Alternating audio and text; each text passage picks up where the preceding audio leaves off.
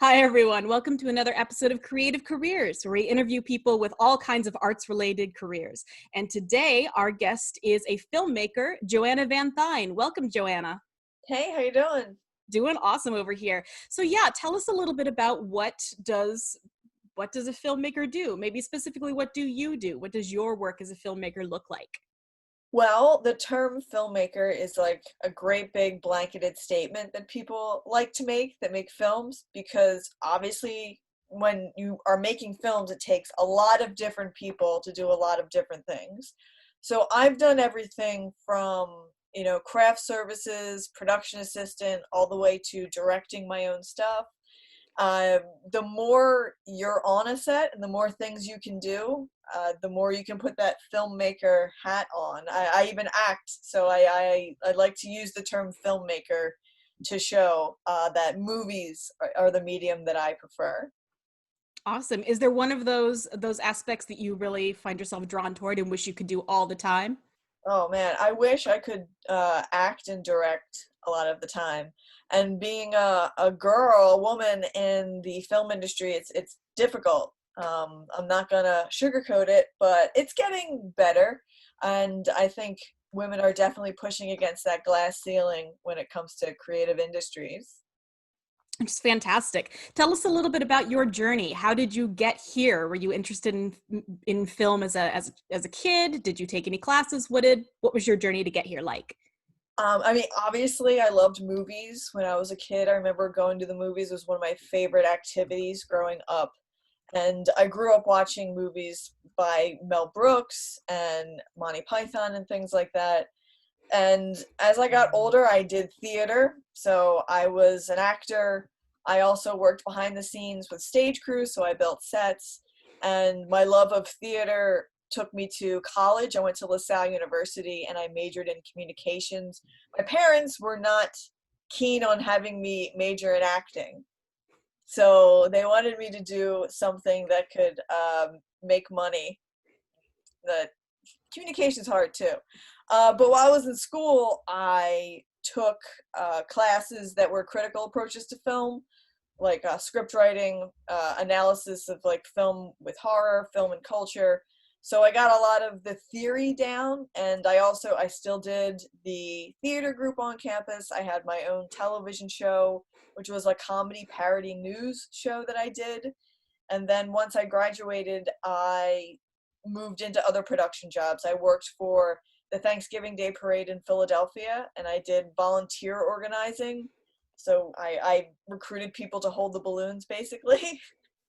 And then from there, I worked as an associate producer for a place called Shadowbox Pictures, and I learned how to produce infomercials, commercials, short films, feature films. I've worked as a production assistant on independent features.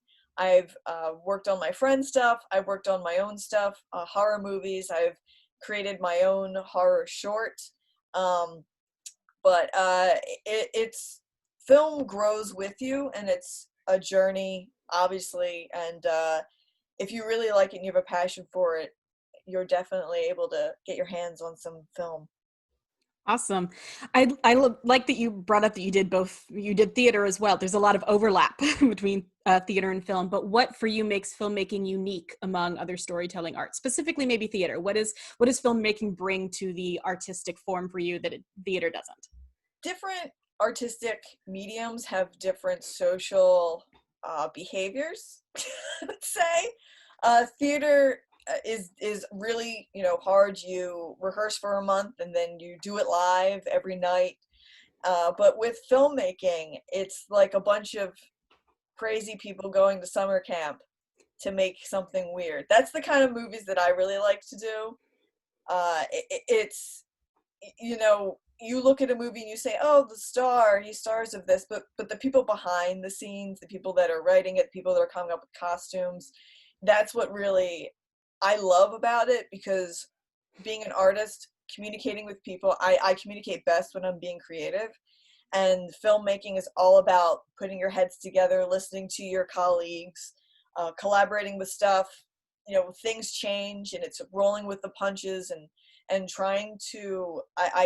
I compare it to sculpting a sculpt like a beautiful statue. You're really chiseling out stuff and trying to make something that you're proud of that you can step away from and be like, oh, this is what I did. Whereas theater, it's you do it every night, and it's a little bit different every night, but you can really refine it with filmmaking, and you can do some magic with filmmaking that I really like.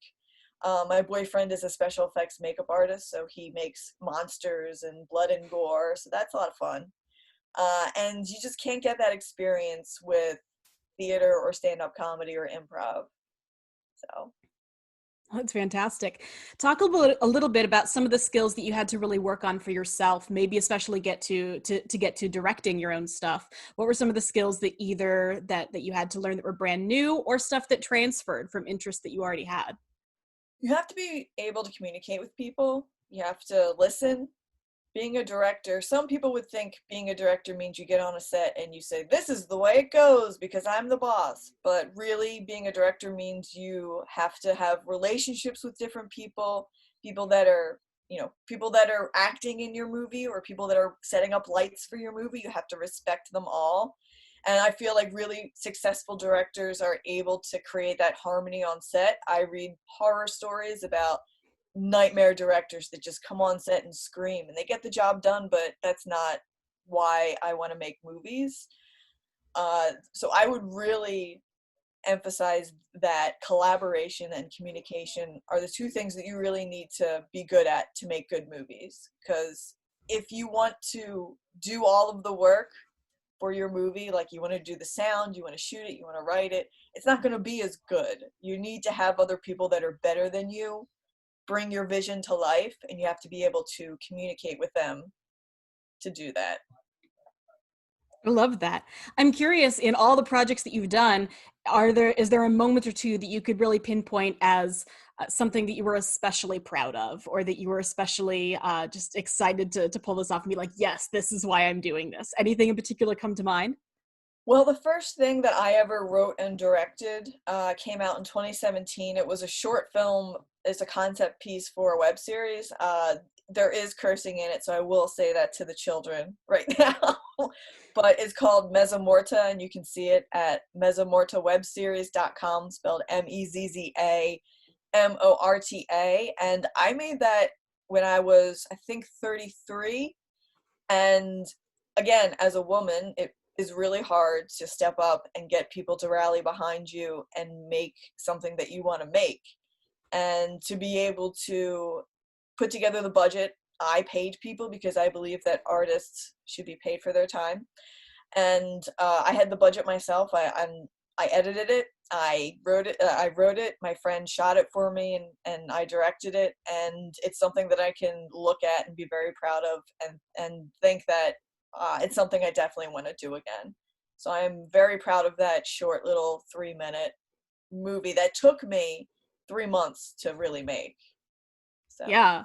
No, there's so much time that goes into this for something even that short, but taking that time to really refine that is super cool. So yeah, so this is going out. A lot of kids are stuck in their homes. They're yes. not taking classes. They're not going out and doing stuff with friends. But if somebody was interested in doing this, what is something that they could do from their homes today to improve on some of these skills? If you have an iPhone 11, you're better off than I am. Like if you have a new iPhone, that's a really great quality camera. It's amazing the stuff that kids have access to now. I teach film in Manhattan, and some of the kids teach me editing tricks because they're so proficient in it. So I would say I think things like TikTok and Instagram are really cool for young filmmakers, but don't burn yourself out. Use it as a practice tool. I get really worried about kids. I'm seeing this wipe challenge on TikTok, and people are doing these full makeup looks for like a 2-second thing, 2-second reveal maybe will go viral, and then it'll get forgotten in a few days. Don't kill yourself to make something viral. It makes something that you know is going to last, and use the internet and use video on the internet as exercise, because you have to exercise. If you want to be able to run a marathon, you got to do a little bit every day.